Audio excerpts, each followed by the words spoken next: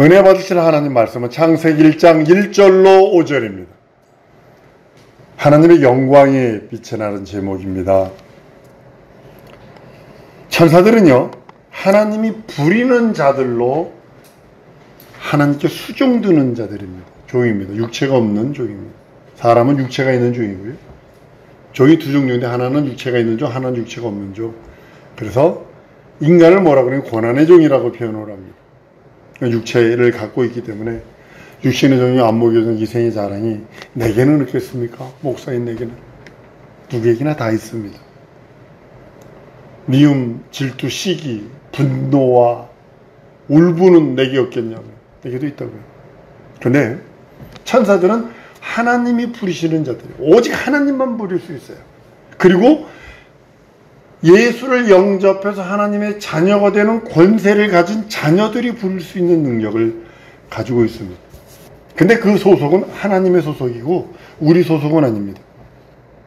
그래서 성도들은 기도함으로 인해서 더 많은 천사들이 올 수도 있고 천사들이 떠날 수도 있습니다. 그 하나님의 명령을 받는 하나님의 수종 누른 천사이기 때문에 응답을 가지고 가기도 하고 가져오기도 하는 그런 천사들이 있음을 성경 여러 곳에서 말씀을 하고 있습니다. 본래 그 사단도요, 타락하기 전에 하나님을 수종 누른 천사입니다. 의전관이었었어요. 음악을 맡았고 미를 맡았어요.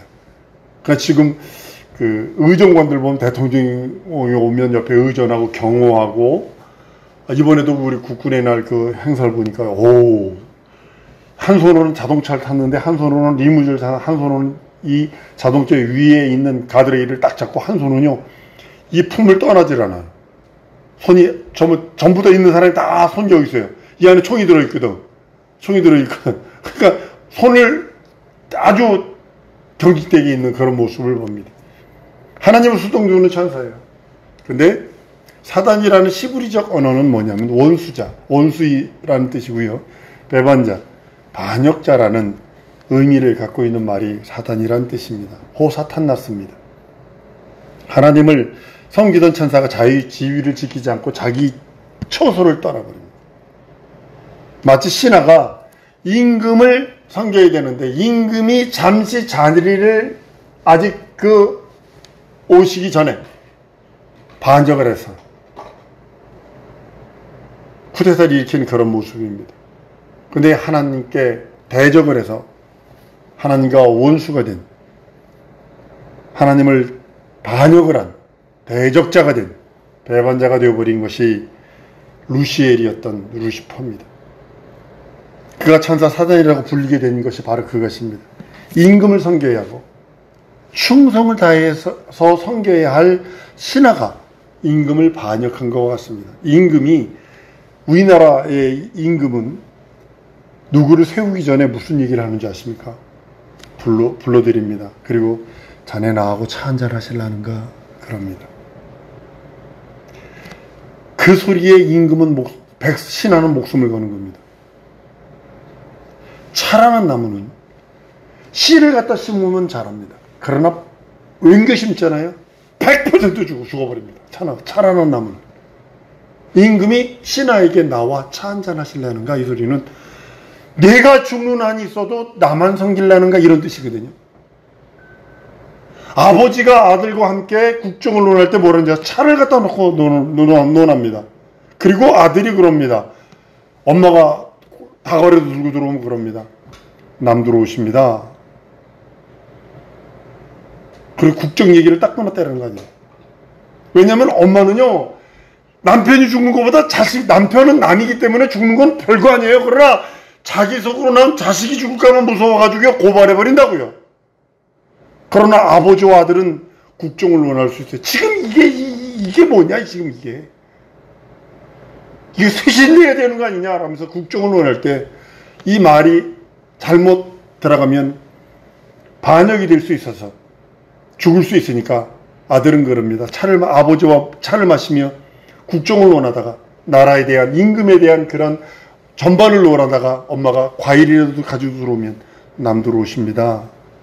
그리고 딱 끊었다는 거예요. 엄마가 남이라서 그런 게 아니라 모종 때문에 그러는 거예요. 엄마의 그 성품 때문에, 어쩔 수 없다라는 그것입니다. 천사가 사단이라고 불리워서 영원토록 하나님을 대적하는 자가 되어버립니다. 임금을 섬겨하고 충성을 다하는 신하가 임금을 반역합니다. 그리고 불법자가 되어버립니다. 여러분 명심하세요. 하나님만 섬겨야지 반역하면 불법자가 되어버립니다. 지옥은 천사와 그의 사자들을 위해서 만들어놨지 여러분과 사람들을 위해서 만든 거 아니에요. 근데 우리가 임금이신 그분을 거역하면 그에게 속한 자로 하나님이 취급해버리는 사실을 아셔야 합니다. 한번 따라하십시다. 난 예수에게 속한 자다. 난 하나님께 속한 자다.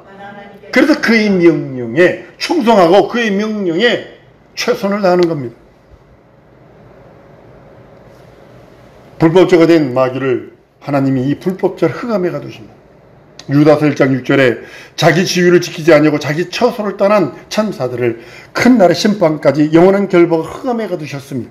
베드로후서 2장 4절에도 하나님이 범죄한 천사를 용서치 아니하시고 지옥에 던져 어두운 구덩이에 두어 심판 때까지 지키게 하셨습니다. 유다서 1장 6절은 흑암에 가뒀다라고 표현하는데 베드로는 지옥의 어두운 구덩이에다 가뒀다고 그랬어요. 아직 불이 닿지 않는 어두운 구덩이가 이 지옥입니다. 지옥이 두 종류가 있죠. 세 종류네요. 불이 펄펄 끓는 곳이 있고 무적행이 같은 곳이 있고 어두운 구덩이, 지옥의 이론인데 아직 불이 닿지 않는 어두운 구덩이가 있다는 거죠. 사단의 처소가 된 이 흑암은 여러분 어떤 곳이라고 생각을 합니까?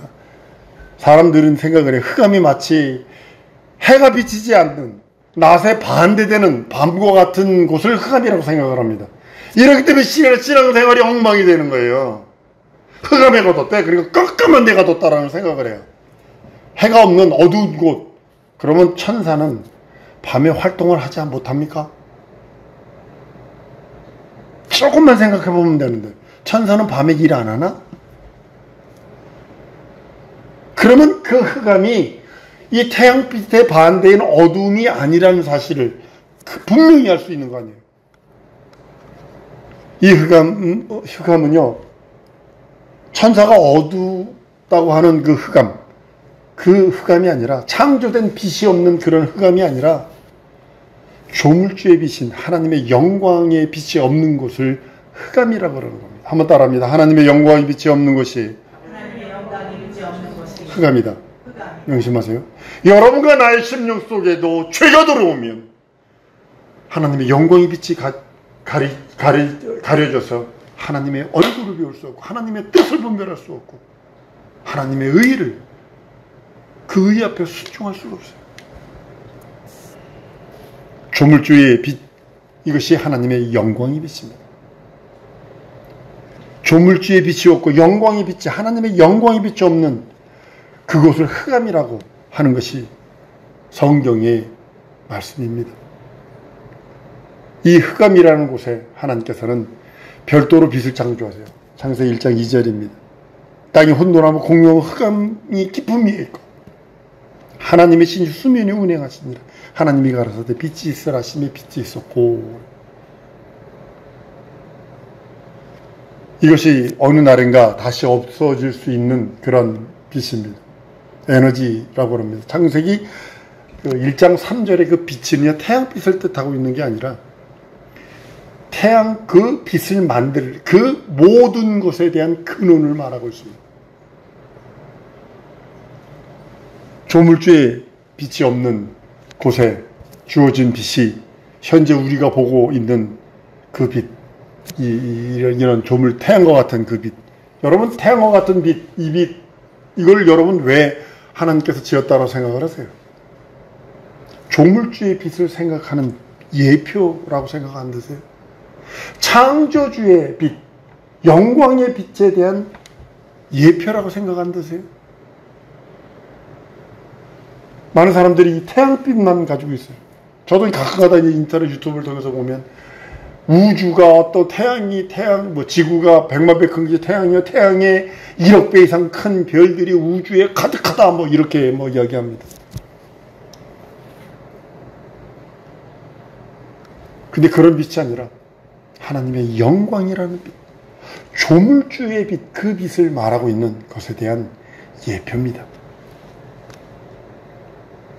조물주의 빛을 생각할 수 있는, 그래서 그 영적이지 않느냐면 조물주의 빛, 태양빛을 보면서 이런 빛을 보면서 조물주의 빛에 대한 생각을 할 수 있는 성도들이 되어야 합니다. 성경은 조물주의 빛에 대해서 여러 곳에서 말씀을 합니다. 요한복음 1장에도 요한복음 1장 1절의 그 말씀과 창세기 1장 1절의 말씀은 문법적으로 단어적으로 보면 똑같습니다. 태초에 말씀이 계시잖아. 이 말씀이 하나님과 함께 했으니 곧 이 말씀은 곧 하나님이라. 그가 태초에 하나님과 함께 계셨으니 그로 말미암아 지은 바 되어서 지은 것이 하나도 그가 없이 된 것이 없느니라. 그 안에 생명이 있었나니 이 생명은 사람들의 빛이라. 태초에 말씀이 계시니라. 이 말씀이 곧 하나님과 함께 계시니 이 말씀은 곧 하나님이라. 그러니까 많은 사람들이 태초, 그러니까 창세기 1장 1절의 태초와 요한복음 1장 1절의 태초를 동일하게 취급을 합니다. 다르다고 봐야 합니다. 창세기 1장 1절의 태초는 천하 만물의 시작이고, 요한복음 1장 1절의 태초는 영원전, 언젠지 모를 하나님의 태초로 봐야 합니다. 하나님의 시작이 있었다는 뜻이 아닙니다. 시작이 있었다는 뜻이 아닙니다. 이 태초는 영원전 하나님의 그 태초를 말하고 있는 겁니다. 요한복음 1장 1절로 4절의 말씀을 보면 말씀은 생명과 빛을 동격으로 취급하고 있어요. 그래서 여러분들에게 하나님의 말씀이 있다는 소리, 하나님의 생명과 하나님의 영광의 빛이 있다라고 동일하게 취급하고 있다는 사실이죠. 빛이 없다는 것은 생명이 없다는 말이에요. 생명이 없다는 것은 말씀이 없다는 뜻입니다. 왜냐하면 성경은 말씀을, 빛과 생명을 동격으로 취급하고 있기 때문에 그래요. 하나님께 반역한 사단은요, 흑암에 갇힙니다. 이 흑암에 갇혔다는 그 말은요, 사단에게는요, 하나님의 영광의 빛이 없고 하나님의 생명이 없다는 말입니다. 죄를 지면, 여러분과 나도 죄를 딱 지면요, 하나님과 원수가 딱 돼버리면 하나님의 빛, 영광의 빛에서 하나님의 생명에서 멀어져 가는 겁니다. 멀어져 가는 겁니다. 생명이 끊겨 영생할 수 없게 된 마귀는 생명의 반대인 사망, 이것만 있는 거예요. 사망만 있어요. 마귀가 주동하고 있는 이 세상은 죽었네 뿐이 없지 살았네가 없습니다. 오직 예수만 살았네. 나뭇가지가 나무에 매달려 있어야 살 수밖에 없어요. 요즘에는 얼마나 과학기술이 발전했는지 나뭇가지 잘라다가 물속에다 집어넣으면 또 살아나는 게 있어요. 버드나무 같은 거 잘라다가 물속에다 집어넣으면 자랍니다. 칡 넣은 구 같은 거 보면 그냥 갖다가 칡 넣고, 어우, 이거 진짜로 이거, 칡이 있으면 안 돼. 이게 다른 식물도 다 죽이는데, 칡 넣은 꿀 갖다가 옆에다 갖다 놓고, 이 줄기를 갖다가 딱 흙속에다 묻어놓으면 그걸 뿌리 내려 똑 자르면 거기가 또 칡이 생겨요. 나무 가지에 나무 매달려, 가나무 가지에 나무 가지가 나무에 매달려 있어야 살 수 있는 것 같이, 원래 피조물인 조물주이신 하나님께 붙어 있어야, 그에게서만 영생할 수 있는, 피조물은 스스로 영생할 수 없어요. 이게 타락 중에 가장 큰 타락이 뭔지 아세요? 조물주 없이 스스로 영생하기, 이게 가장 큰 타락이거든요. 이게 마귀의 습성이거든요. 나 조물주 필요 없어. 창조주 없어도 나 스스로 살 수 있어. 요한복음 15장 5절에 보면 나는 포도나무에 너희는 가지니 저가 내 안에 내가 저 안에 있으면 이 사람은 많은 과실을 맺나니 나를 떠나서는 너희가 아무것도 할 수 없습니다. 우리를 포도나무 가지로 표현하고 있습니다. 요한복음 6장 68절 시몬 베드로가 가로되 주의 영생의 말씀이 여기 계시며 우리가 네게로 가오리까. 우리는 영생의 말씀을 떠나면 살 수 없다라고 고백한 그 고백이기도 합니다.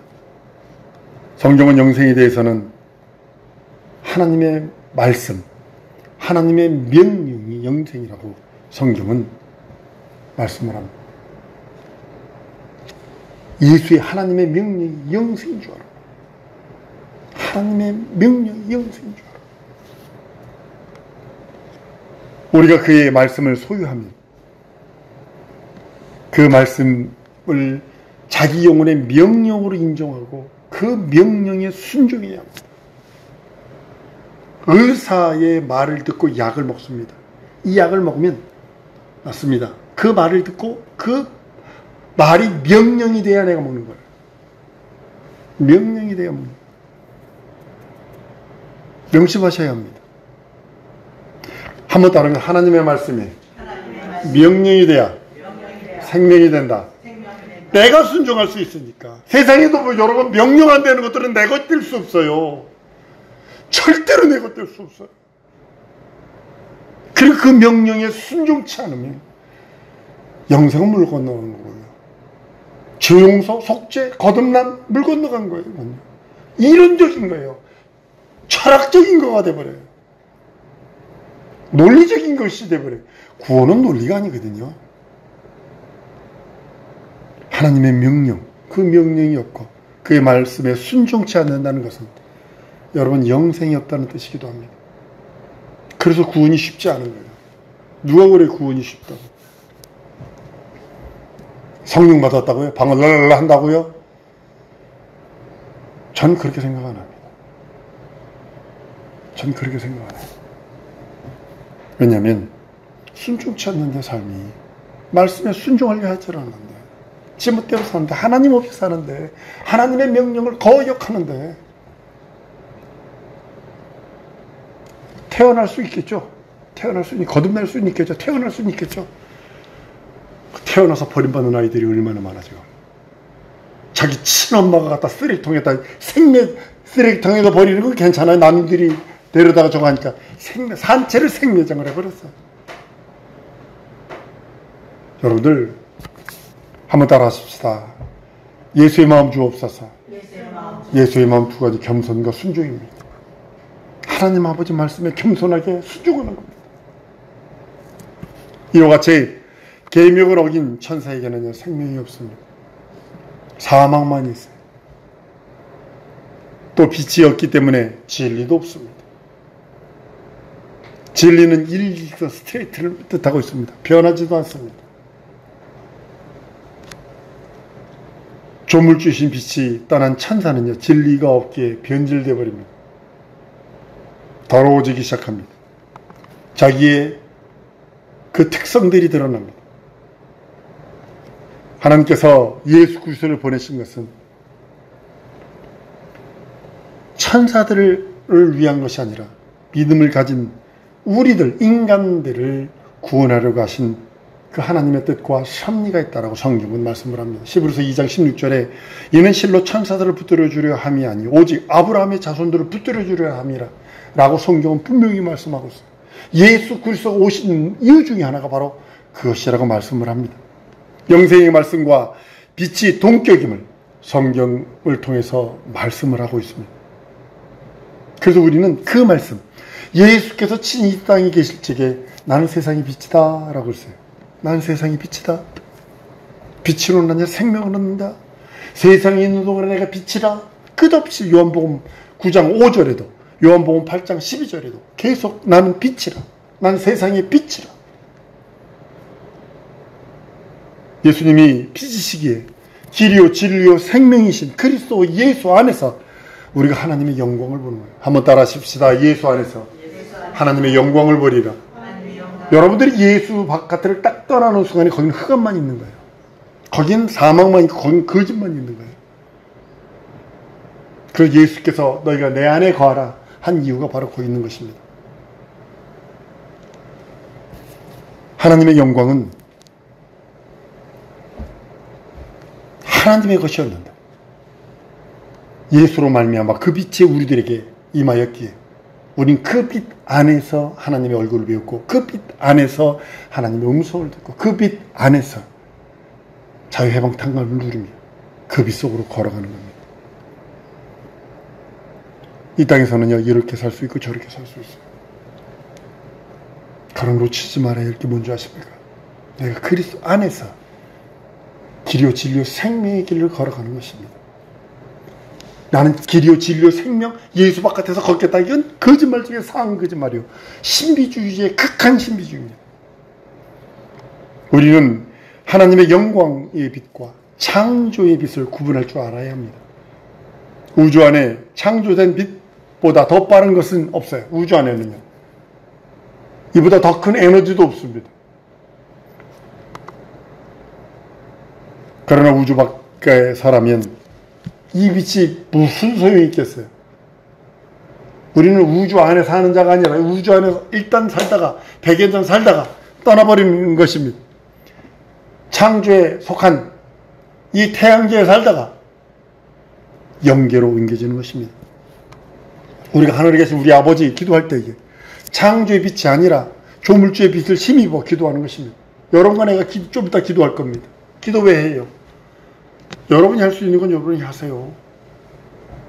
난 못하는 거가 너무 많기 때문에, 연약하고 부족한 것이 너무 많이 발견됐기 때문에 기도하는 겁니다. 기도할 수밖에 없고, 남이 이끌어놓고 예수교를 찾을 수밖에 없고, 하나님의 이름을 부를 수밖에 없고. 모르겠어요. 다른 사람들은 능력이 많아서 자기가 어떻게 하는지 몰라도, 나는 내 자신을, 내 영혼의 모습을 봤을 때 난 예수 아니면 안 된다. 그걸 받기에 연약함과 나약함과 모순과 약점과 단점과 부족함과 그 많은 것들이 내가 메꿀 수 없기에 나는 그 이름을 부르며 기도하는 것입니다. 우리는 하나님의 이름, 예수 이름으로 기도하는 것이 언약에 순종하는 것이요, 약속에 순종하는 것이요, 그리고 그 앞에 나가는 것입니다. 그 이름으로 하늘에 계신 우리 아버지께 기도하면 하나님의 응답 허락하셔서 하나님 아버지의 영광을 거두시고 예수도 또한 기뻐하시며 우리들에게 말씀하십니다.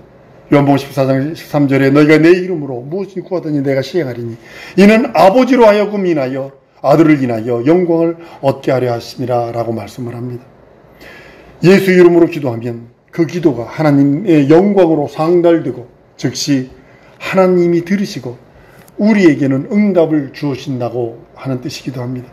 그래서 믿는 자는요, 하나님의 영광을 보리라 말씀을 해요. 죽은 나사로 앞에 가서 예수님이 고백한 것입니다. 믿음은 영광 본다. 요한복음 11장 40절 예수께서 가라사대 내 말이 내가 믿으면 하나님의 영광을 보리라 하지 않느냐. 한번 따라합니다.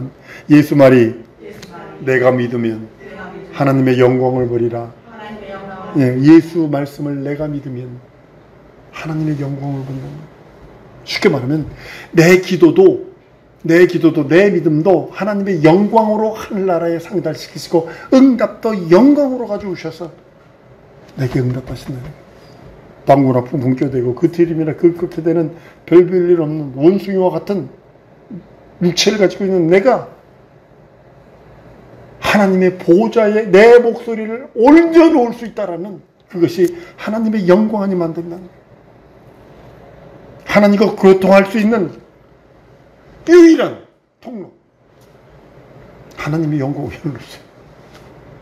다른 걸로 인간의 힘으로 불가능해요. 인간의 힘으로 할 수도 없고 하려고 해서도 안 되고 할 방법도 없고, 누구든지요 하나님의 영광의 빛, 그 영광의 빛을 힘입지 않고서는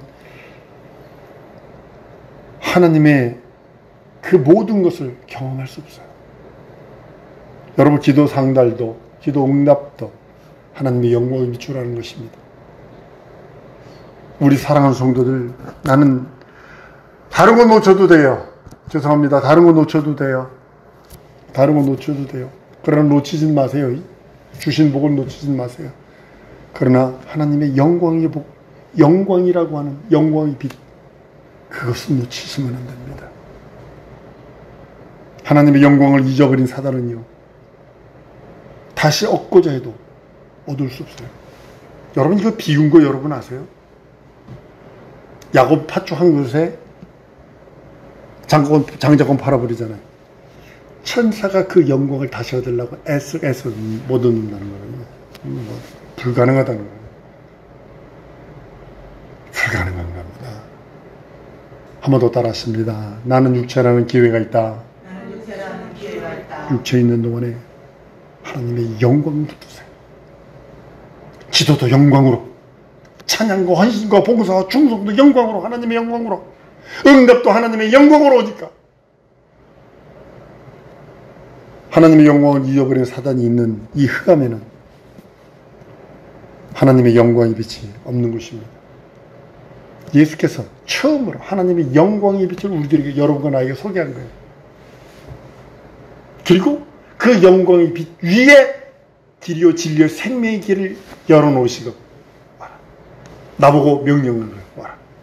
베드로에게 무리로 오라고 명령하는 것처럼 우리들에게 와라. 천국으로 와라.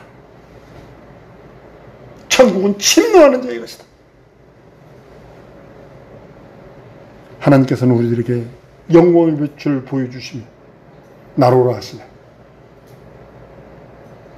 이 빛을 본 사람은 다른 걸 잡을 수가 없어요. 잡을 수가 없어요. 이 맛을 본 사람은 다른 것을 건들 수가 없어요.